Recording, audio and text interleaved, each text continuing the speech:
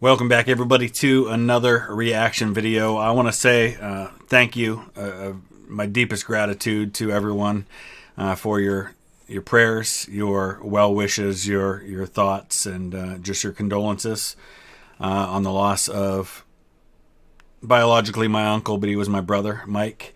We were 6 years apart, grew up in the same house. I was raised by my grandparents, and we lost him to complications of COVID on Sunday night, and still dealing with that. The funeral is going to be on Thursday, and I'm going to be doing the eulogy for the funeral. So I'd welcome your continued prayers, especially for my Aunt Holly, my cousin Zach, his 15-year-old only son, and my grandfather, who just lost his youngest son. But life goes on, and I need to get back to some sense of normalcy. I need to get focused on something other than the pain that we're all feeling right now, and the best way to do that is to get back into something I love, which is history. So a lot of you really enjoyed my look at geohistory last week, World War I. So we're going to dive back into that, and we're going to take a look at their video on the American Revolutionary War today. So let's go ahead and dive right in.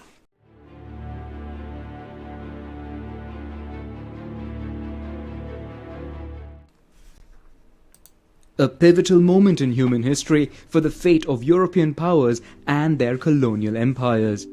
In North America, where the war is known as the French and Indian War, French and British colonies, along with their respective Native American allies, confront each other.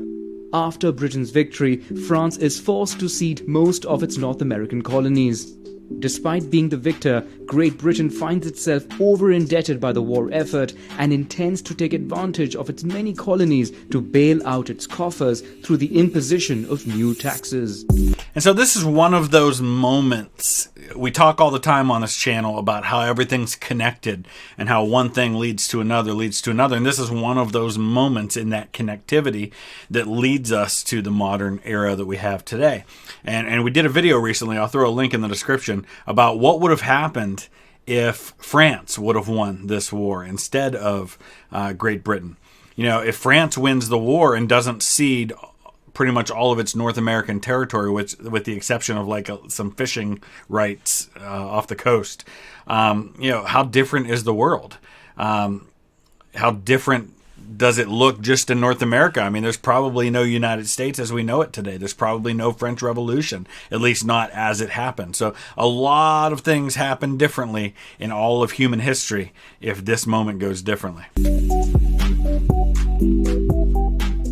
In a few years, a series of taxes and laws unfavorable to the 13 British colonies would be imposed. In order to calm tensions with the Native Americans, the King of Great Britain, George III, creates for them a reserve beyond the Appalachian Mountains, forbidding colonists from settling there. And yeah, George III, I think, becomes king in 1760. He's on the throne until 1820, though. In his later years, there's a prince regent, his son, George IV, because he is dealing with serious mental illness by that point. But at this point, he comes to the throne right in the middle of the 7 Years' War in 1760, when his grandfather dies. His grandfather was George II. George III, his father was Frederick, the Prince of Wales, but he dies before his son, and so his son becomes king. This is a underspoken of cause for the American Revolution. You know, growing up here in the United States, it's all about taxation without representation. That's the thing you hear over and over and over again. It's a series of taxes. It's the Stamp Act. It's the Intolerable Acts. It's all of these taxes that are imposed by the British Crown to recoup all of the money to pay off the debts incurred by the French and Indian War. You know, when Great Britain has to send all these troops over to defend the colonies, right? So that's what we get taught growing up. But what doesn't get talked about is this issue of land on the other side of the Appalachian Mountain. Appalachian, I say it that way because outside of the northeast part of the United States, pretty much everybody pronounces it Appalachian. In the northeast, it's pronounced Appalachian, but the people who live there, for the most part, say Appalachian, so that's how I say it. But all of that land, it was basically forbidden for people to go. And there's a lot of land there. And, this area here is starting to fill up with more and more people. And people are eyeing all of that land out there. Ohio, Kentucky, Tennessee, Mississippi, Alabama, and beyond. And they're like, wow, there's a lot of land there. And already this idea of what we call manifest destiny is starting to get into the minds of people. And they're saying, look at all this land. And there really aren't that many Native Americans in that land. There are millions. I think there's like 2 to 3 million colonists at this point. And some estimates have the number of Native Americans in what is today the United States as less than 1 million in all of this land. That's a lot of land and not very many people inhabiting it, and they want that land. And that is an unspoken cause of the American Revolution. Then, new taxes are imposed on the colonies aimed at imports, along with stamp duties on all paper documents in the colonies. Many settlers opposed this move, arguing they could not be taxed by a parliament in London in which they are not represented. Tensions rise as Britain maintains its military presence in the colonies. A new law even forces colonies to provide, if necessary, housing and food to its soldiers. So this is all an escalation, a very slow ramping up of the tensions. The British impose these taxes. The colonists don't like the taxes, so they start to act out against those taxes. So then the British send troops, which causes even higher tensions. And now the colonists are going to oppose those. And for the most part, most of the taxes end up being repealed. But the tension just keeps on going up. And it seems like both sides are just kind of pushing the issue. And it finally comes to a head. On March 5, 1770, in the streets of Boston, skirmishes take place between a British patrol and the public. The soldiers open fire, killing 5. It gets spun as the Boston Massacre. But basically what happens is you have the State House in downtown Boston. And you have troops that are protecting it. And you've got a mob throwing ice pellets, or ice balls, basically snowballs, but they're ice, throwing rocks, throwing seashells, egging on the troops. One of those men in the mob, this mob has clubs and things like that, and one of the mob gets over by the troops and starts yelling, "Fire! Fire! Damn you! Fire!" And nobody knows for sure what happened, but at some point somebody's gun goes off. And 5 people end up being killed, including a young black man named Crispus Attucks. And Paul Revere makes this engraving showing an image of these troops firing on defenseless, helpless citizens. It gets spun as the Boston Massacre. But John Adams, who's a patriot, who's on the side of the people calling for no taxation without representation, recognizes that in any system of government there needs to be laws, and those laws need to be upheld. And he defends these soldiers in court and gets them acquitted of the murder charges. Which says a lot about John Adams and his character. As the import of tea is taxed, settlers turn mainly to smuggled tea from the Dutch Republic. As a result, the British East India Company, already in financial difficulty, struggles to sell its tea stocks. It then obtains a boost from the British Parliament, authorizing it to sell its tea duty-free in America. But colonists oppose this measure and block the company's ships at the ports. On December 16, 1773, in the Boston harbor, several dozen men, some of them disguised as Native Americans, climb aboard 3 of the company's ships and throw tea stocks into the sea. What you don't hear about the Boston Tea Party is that earlier that day, they had called for a meeting.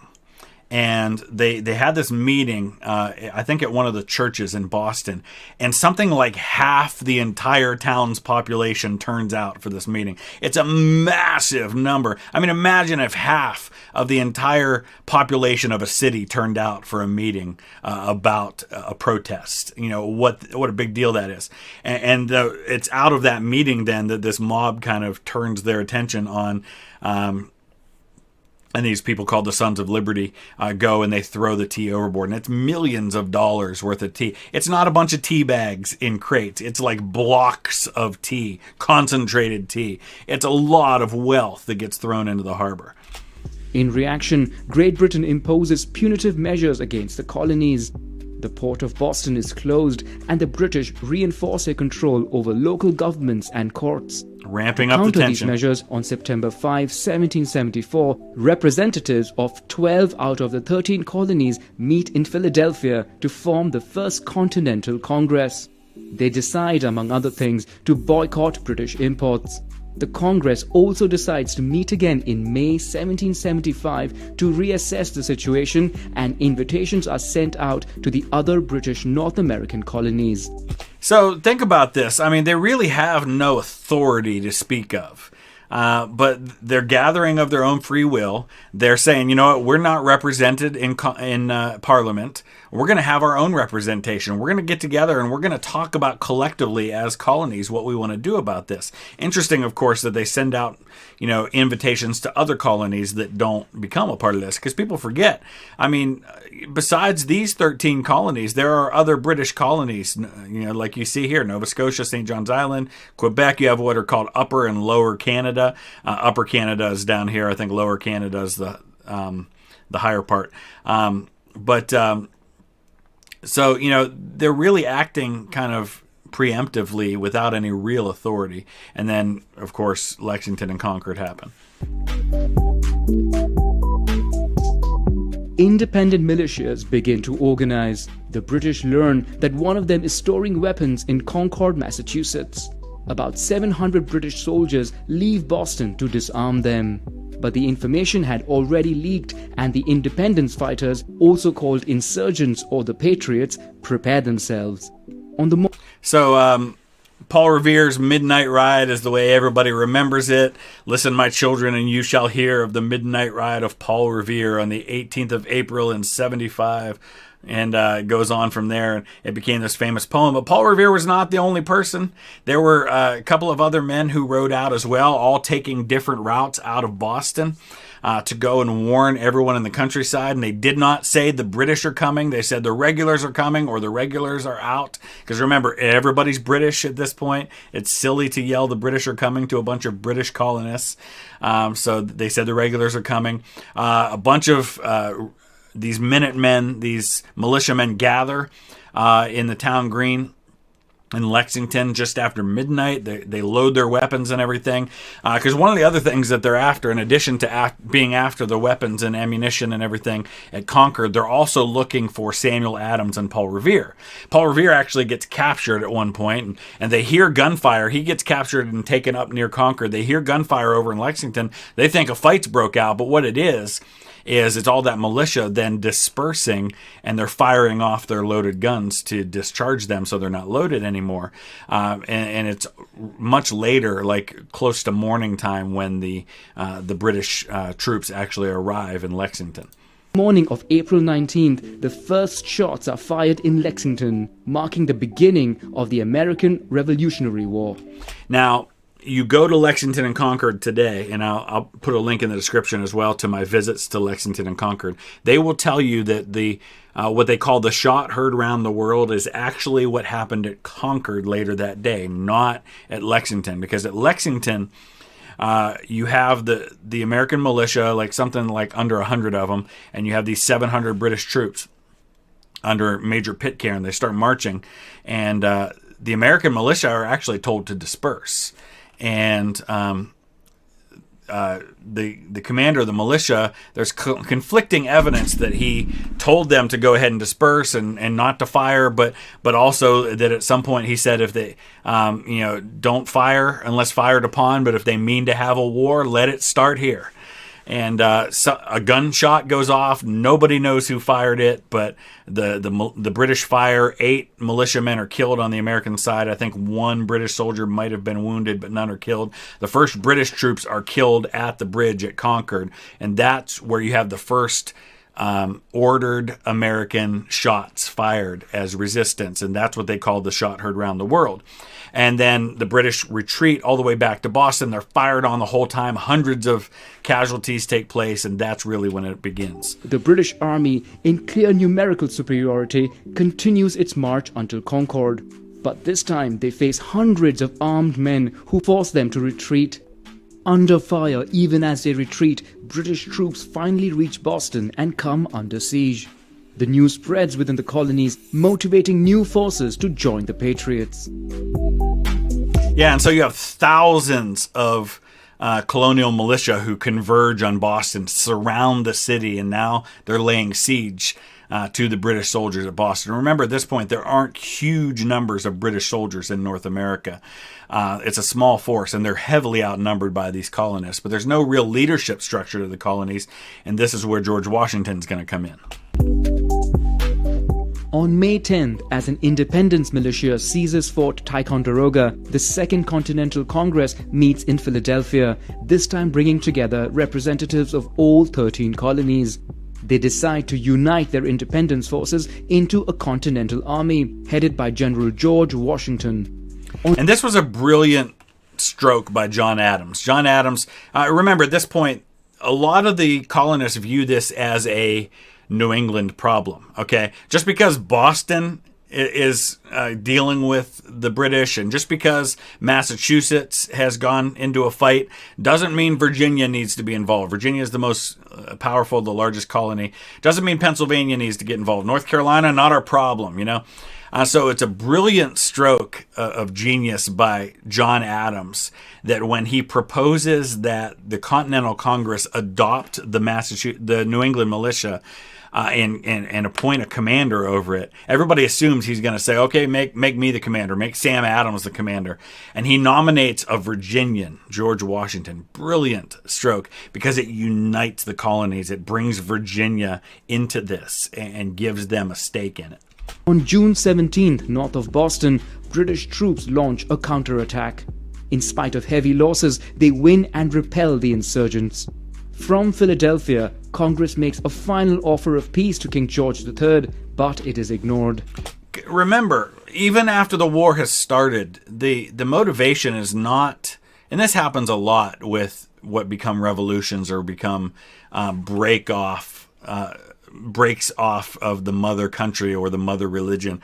For example, when you have,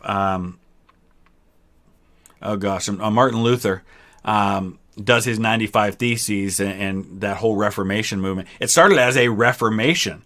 Martin Luther didn't want to break from the Catholic Church. He wanted to fix it. He wanted to reform it. And the same thing's true here. The motivation for most of these men in the Continental Congress begins as, we just want the king to hear our grievances and listen and give us representation and give into our demands. We're not looking for independence, but increasingly it becomes apparent that's the only thing that's going to happen. And once they send this olive branch petition to the king, and it comes back from the king, basically, our colonists are being misled by these radicals, and you need to drop your arms. You need to return to obedience to the king, or you're going to be hanged for treason. And it's at that point they realize there is no bargaining with the king. There is no middle ground. There's no giving in to our demands. Independence is the only option we have left. In the north, a patriot army enters the province of Quebec with the objective of convincing the French-speaking population to join them. After the capture of Montreal, a second army joins them to secure the capture of Quebec. But both fail, putting an end to the expedition. In the south, too, war spreads, with more and more confrontations taking place. The number of victims is increasing, eliminating the possibility of reconciliation. Within the colonies, the idea of a total rupture from Great Britain gains traction. At the gates of Boston, the Patriots import artillery from Fort Ticonderoga and succeed in driving the British out of the city.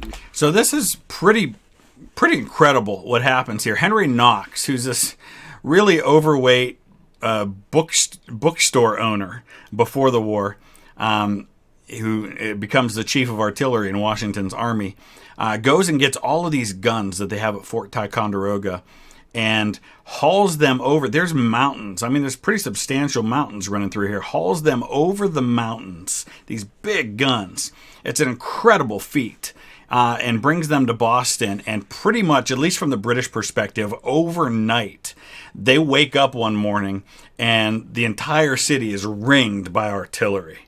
And they have, like, especially places like Dorchester Heights, which is south of Boston. It kind of overlooks the city. And you've got all these guns up on Dorchester Heights that just kind of appear overnight. And the British command is just blown away that this has happened, and they can't believe it. And so there's kind of a negotiation that takes place. Because honestly, Washington's got the British Army where he wants them, and he could probably shell them into submission and get them to surrender. But it's believed that what happens is basically the British negotiate being allowed to withdraw their troops from Boston in exchange for not destroying the city. Because they could just torch the whole city as they go.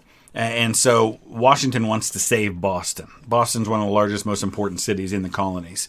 And so the British pull their troops out by sea, and everybody knows they're coming back. They know this. It's not like, oh, hey, we won, the British left, it's over. They know they're coming back, and Washington rightly deduces that they're going to come back, and they're going to come for a more important city.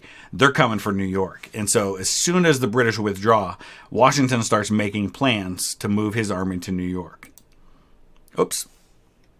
They leave for Halifax, after which Great Britain decides to join forces at the gates of New York to quell the rebellion with an army of 32,000 men, including 9,000 German mercenaries called the Hessians. Because they're from Hesse in Germany, and so they're called Hessians. And you have the British commander in North America is replaced by General Lord Howe. Whose brother is Admiral Howe, who's in command of the Navy. So you've got these two brothers kind of working side by side. And so, yeah, they're coming for New York. And it's kind of ironic that right at the time that the Continental Congress passes Lee's resolution for independence, George Washington is getting his butt kicked in New York. In Philadelphia on July 4th, 1776, Congress adopts the United States Declaration of Independence, which was mainly drafted by Thomas Jefferson. So Lee makes the motion, and it's seconded. They form a committee, including John Adams, Benjamin Franklin, Thomas Jefferson, and a couple of others, to put together this declaration to basically explain why it is that they are going to make this happen. And so it's a brilliant document. It basically says that when in the course of human events it becomes necessary for one group to dissolve the political bands that have united them to another, something to the effect of a decent respect of the opinions of mankind compel them to explain their reasons why. And then he goes on to explain these are the reasons why we are declaring our independence. And brilliant writing. If you've heard me talk about Thomas Jefferson before, you know I'm not a fan of Thomas Jefferson, the man, but I am a huge fan of his writings, and it's a brilliant document, what he has put together.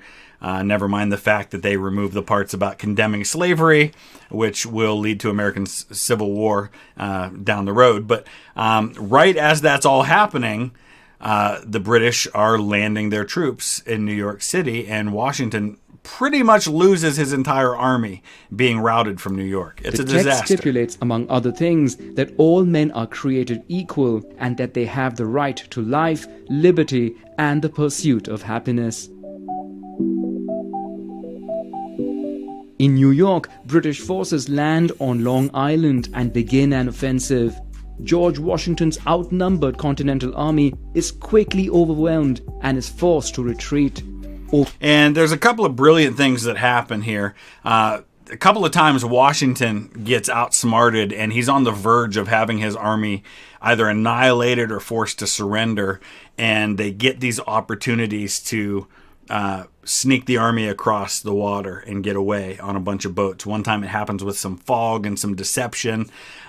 So he's. I will give Washington credit. While he's outmaneuvered time and time again on the battlefield, he's really good at doing this delaying action and withdrawing, and at least being able to pull that off. And the British end up surprising them by landing at Kips Bay, which today is like uptown Manhattan. And the American army just scatters, and Washington's beside himself, and he shows up, and he's just, Washington was known to have a temper, and he just kind of throws down his hat, and he's like, "Are these the men with which I am to defend America?" It's like, I can't believe this is my army. But he makes, again, some mistakes and loses time and time again, loses men, gets part of his army captured at one of the forts that are upriver there, and but it all leads to a brilliant moment at Trenton. Over 3 months, the Patriots are driven out and retreat beyond the Delaware River. George Washington is in serious trouble. Numerous defeats, heavy losses, lack of means, and now the arrival of a harsh winter brings down the morale of his troops, a good part of whom are reaching the end of their contract. Yeah, the contracts run out at the end of December, and at this point he's only got a couple thousand men left as it is, and most of them are about to go home. If you have just been getting your butt kicked, you know there's a massive British and German force. You have very little in terms of manpower left. Your contract's about to come up and you're able to go home. Are you going to want to fight? So this is one of the moments at which Washington shows who he is. The fact that he's able to pull Trenton off under these conditions is pretty incredible, but it's also due in fact to what the British do here, which is that instead of concentrating their army with the hope of finishing off Washington, they spread it out all over New Jersey. And so they've got 1,000 men here and 2,000 men there and 2,500 men here. And so Washington takes it upon himself to try and build morale by getting a victory. And there are these Hessians that are stationed at Trenton, which is just down the river and across from where he is, and are about to leave. At this time, philosopher Thomas Paine publishes the text called The American Crisis, which revives patriotic sentiment and motivates Washington's troops as reinforcements arrive. The very first line of The American Crisis is, "These are the times that try men's souls." And Thomas Paine was one of the thinkers behind the revolution. He's the one who publishes the propaganda that gets people behind the cause. And The American Crisis is one of those in a series of pamphlets that he puts out. On the freezing night of December 25, Washington attempts a coup de force and crosses the Delaware with 2,400 men. At first light, he surprises the Hessians stationed in Trenton. The offensive is a success. The troops returned with 900 prisoners and their weapons. 3 days later, and it should be mentioned, not a single American killed in the attack on Trenton. They kill the commander, Colonel Rall. They kill a bunch of Hessians. They capture the whole lot of them. They get all their supplies, their food, much needed supplies from these Hessians. But people forget that wasn't the end of it. They immediately they come back across the river just long enough to regroup, but then they immediately go and they win again at Princeton. The Continental Army settles in Trenton, while British reinforcements from New York arrive in Princeton. The British are then defeated and flee to New Brunswick. The Continental Army, whose morale has risen, takes up winter quarters in Morristown. In the spring of 1777, the British relaunch an offensive with the objective of isolating New England, the northeastern region. To do so, an army leaves from the north, a second smaller one from Lake Ontario, and a third, under the command of General Howe, has to leave New York to join them at Albany. But due to a lack of communication, the latter changes its plan. So this is important, and this is one of the turning points of the war. The Hudson River, if you've ever seen it, it runs up from New York City, runs up all the way up to where Ticonderoga is, and it effectively, much like in the American Civil War with the Mississippi River, how control of the Mississippi effectively splits the Confederacy in two, and as a big strategy in the war. The British have a similar strategy here with the Hudson. They want to cut off New England, which they view as the hotbed of the Revolution. If we can isolate New England and deal with them, the rest of the colonies will fall into line. And so that's the plan, is to cut off New England by taking complete control of the Hudson. But yeah, these troops that are supposed to come up from New York, from New York City, don't get there, and that spells trouble. And now targets Philadelphia, the de facto capital of the separatists. His army lands south of the city. In the north, after the capture of Fort Ticonderoga, an outpost of the British Army is defeated by a militia and loses 1,000 men.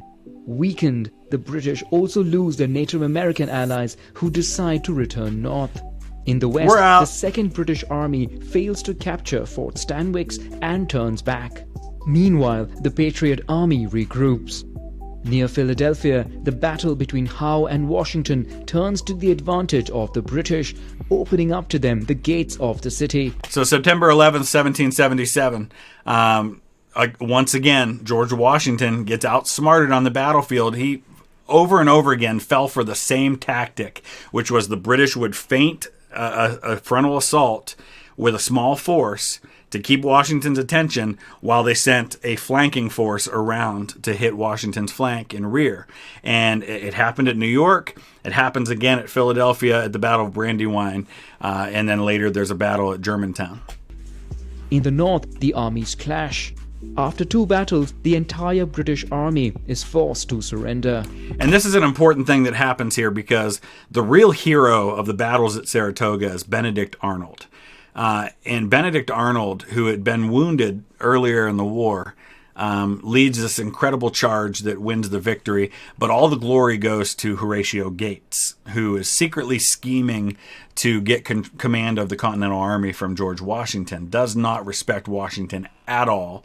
And he becomes part of this group of officers who are trying to undermine Washington. And so this is where the seeds of Benedict Arnold's treason are beginning, because time and time again, the credit for things he does goes to other people. But this is the most important part, is France. As Congress flees to York, Pennsylvania, the total defeat of the British at Saratoga makes France realize that Patriot victory is possible. It is an opportunity for France to weaken its historical enemy and avenge its defeat in the 7 Years' War. France allies with the Patriots, and the war becomes international. So, Benjamin Franklin and John Adams are the two main kind of negotiators with France, but Benjamin Franklin's really the guy I think most responsible. John Adams is not a fan of the French. He feels much more at home in places like the Netherlands or London, where he will be later as ambassador. But they negotiate this alliance.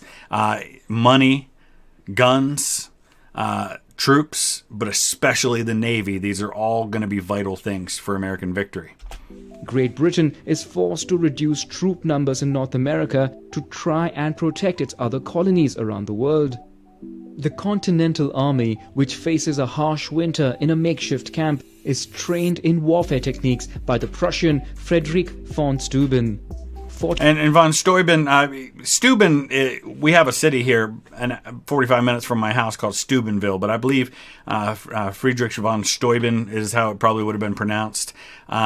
Quite possibly homosexual, definitely inflated his resume to the Continental Congress when he got his commission, like a lot of Europeans did. There were all of these Europeans, Germans, French, showing up in North America with letters from people like Benjamin Franklin saying, "Give me a position in your army. You need experienced officers, and I'm here to get experience, and I'm here to help lead." And they're all expecting to be made generals and things like that. And von Steuben's one of these people. But he does, even though he inflates his resume and wasn't nearly the higher up that he kind of sold himself to be, he does help a lot in not only in training and discipline, but even in things like where to put the latrines outside of camp, and hygiene and all these sorts of things that George Washington should have already been doing. But sometimes you need that outside voice to come in and get people to follow. 40 kilometers away, the British Army stationed in Philadelphia fears a maritime blockade by the French fleet. The 15,000 soldiers then abandoned the city to reach New York via land. The French fleet arrives and tries to coordinate with the Patriots to seize Newport, but fails. The British, for its part, change plans and now target the South. So, they don't mention here one of the most important battles of the American Revolution, which is a battle that takes place in New Jersey during that retreat. So let's talk about that for a minute. So the Battle of Monmouth is basically the British are retreating back across New Jersey to New York City. And the rear of that retreat is struck by the Continental Army. Now, Charles Lee was George Washington's second in command, and he is, again, one of those officers who is working very hard to discredit George Washington because he believes he should be in command of the army. Charles Lee and Horatio Gates, I believe, were both there with George Washington when they were at one of the opening battles of the French and Indian War, a place called Braddock's Defeat outside of Pittsburgh, along with some very significant British officers who will lead during the war. Daniel Boone was there. A lot of people were there. And so these guys have known each other for decades. And these guys were convinced George Washington was not the man to lead this army. Charles Lee had been captured not long before this, but then released by the British. And there's a lot of speculation that maybe Lee had been turned by the British and that he's intentionally trying to lose. We don't know for sure if that's the case. But Lee opposes Washington's plan to attack the British. He says, we can't fight the British in an open toe-to-toe battle. We'll lose. But then Washington says, fine, well, then I'll have somebody else. I'll have Lafayette lead the attack. And he's like, you can't have Lafayette lead the attack. I'm second in command. The honor should be mine. He said, but you didn't want it. So it's kind of that kind of thing. So Lee takes the attack. He immediately starts withdrawing. George Washington shows up on the battlefield, and he's livid. Once again, that temper comes out. And Washington, who was not somebody who swore very often, calls him a damned poltroon and relieves him on the spot, which is humiliating for Charles Lee. Puts Lafayette in command, this 19, 20-year-old French kid in command. And as the musical Hamilton puts it, we snatch a stalemate from the jaws of defeat. And it turns into a draw, but really it's an American moral victory because it's the first time in a pitched, toe-to-toe, face-to-face battle that the Americans hold their own against the British. And this is evidence of the training that they've been undergoing from von Steuben and people like that. So it's an important victory that takes place in this really hot weather in June of 1778. And the British, of course, then continue their retreat. But it's an important day for the Americans. They first seize Savannah. In the far west, in remote lands where there are few soldiers, a patriot militia takes control of the region. Finally, north of New York, the Iroquois, allied with the British, launch raids against the insurgents. In response, a patriot military expedition charged with demoralizing the Native Americans begins an offensive. 40 or so villages would be razed to the ground, chasing away the residents. Yeah, people forget, we talk a lot about the French allies, but Spain also comes in on the side of the Americans. They're primarily, one of the things they want is they want Gibraltar back. That's one of their goals. So any chance to kind of get in on some action against the British, they're going to take it. The Spanish Empire, which lost Florida in the 7 Years' War, sees this as an opportunity to recover its territory.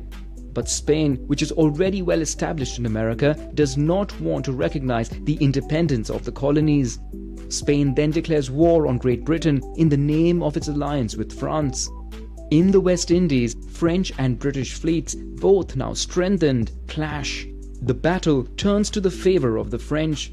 Taking advantage of their new naval domination, the French try to cooperate with the Patriots to impose a blockade on Savannah, but fail. Further north, after a 6-week siege, the British capture Charleston and take more than 5,000 insurgent prisoners. This was a near war-ending disaster for the Americans. 5,000 men. I think Benjamin Lincoln is in command of these troops, and he ends up he'll be Washington's second in command at Yorktown, and he will actually accept the surrender on Washington's behalf, since Cornwallis had his second in command, General O'Hara, do the surrender.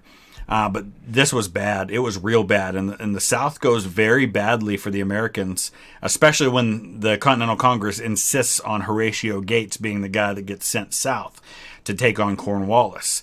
But that's not who Washington wants. But Washington eventually gets the guy he does want. An army under Charles Cornwallis then goes to face off against the Patriots' army near Camden and defeats them. This complicates the situation for the Patriots. They now decide only to target isolated British troops, avoiding confrontation with Cornwallis's great army. So Camden is known, among other things, as the battle in which Horatio Gates runs from the battlefield. He doesn't just run. I should say he rides because he's on a horse. He doesn't just run back to his headquarters. He doesn't run 5 miles away.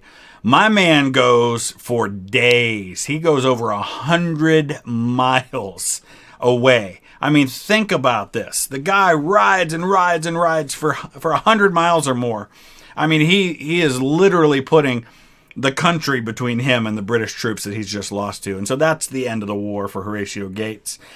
He loses any attempt that he might have had to save face at that point. And so now George Washington gets his man, which his man is Nathaniel Greene, who is one of the most brilliant generals on the American side during the war. He sends Nathaniel Greene down to deal with Cornwallis. And Greene fights the same kind of war in the South against Cornwallis that Washington has been fighting in the North, which is a withdrawing. You keep delaying and fighting and withdrawing, and you never let the British get a hold of your entire army in a battle and defeat you on the battlefield, because what you're trying to do is outlast the British finances, outlast the British will to fight, and give yourself more and more time for your allies to help you out.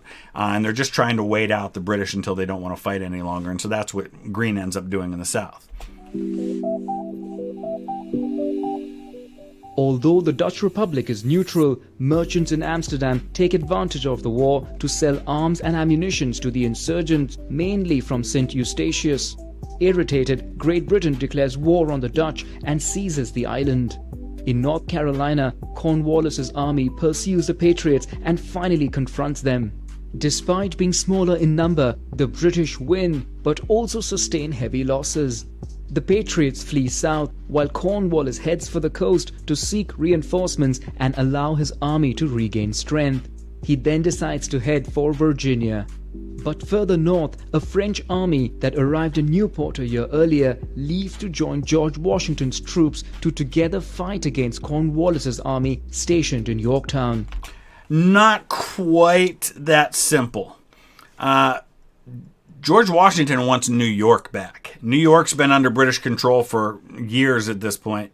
He wants New York back. And Rochambeau, who's the French general, is pleading with Washington not to go for New York. He knows there's a French fleet that's down in the Caribbean. And for a limited amount of time, that French fleet's going to be available to them, only for a number of weeks. And so Rochambeau is telling Washington, there's an opportunity here. We can bring our fleet. You've got Cornwallis down there in Yorktown. You've got Nathaniel Greene's troops out here in North Carolina. We can come down here. We can surround Cornwallis. We can cut him off at sea with the fleet. And we can bag that army and maybe put an end to all of this. Because by 1781, the Americans are on their last legs. They could not have continued this fight much longer. And the French were not going to continue to pour money of their own into it.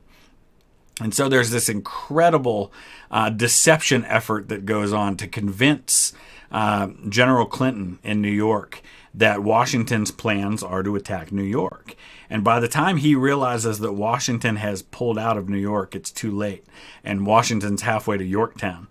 And Clinton was supposed to come and help Cornwallis. And Cornwallis was convinced, the reason he's at Yorktown is he's convinced he's going to get help from Clinton, and it never comes. Meanwhile, a powerful French fleet enters Chesapeake Bay to prevent any supply routes to the sea. A British fleet tries to end the blockade but is defeated. And this was an incredibly important moment, the Battle of the Chesapeake Bay.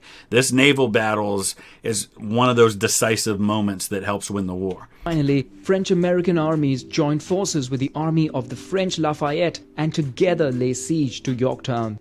Cornwallis and his army are overwhelmed and have to surrender. This victory proves decisive. The British still control New York, Savannah, and Charleston, but secretly begin peace negotiations. And fights continue. John Lawrence, who's a good friend of Alexander Hamilton, who's a member of George Washington's staff, who's the son of the president of the Continental Congress, who succeeds John Hancock in that post, is killed in 1782 in a battle in South Carolina. There's a battle in Blue Licks, Kentucky, where, among others, I think Daniel Boone loses a son. One of my ancestors was killed in that battle at Blue Licks. It takes place up here in northern Kentucky. So fighting continues while these negotiations are going on. On September 3, 1783, during the Treaty of Paris, Great Britain officially recognizes the independence of the United States of America and cedes territories up to the Mississippi River. On the same day, Great Britain also signs peace with France and Spain, while peace with the Dutch would be signed the following year with the victory of the British. The United States of America becomes the first European colony to gain independence, while about 50,000 settlers who remained loyal to Great Britain flee to other British colonies, mainly in the north.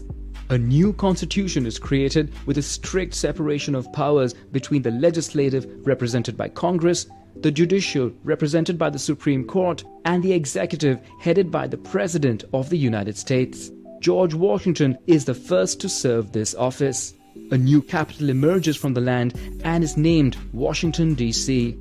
In just over 150 years, the new nation would become the world's leading economic and military power. All right, very cool. I like that a lot. There's a lot more I could have said, but I think I said plenty already. So thank you guys so much for your continued support, and we'll see you again soon. Thanks for watching.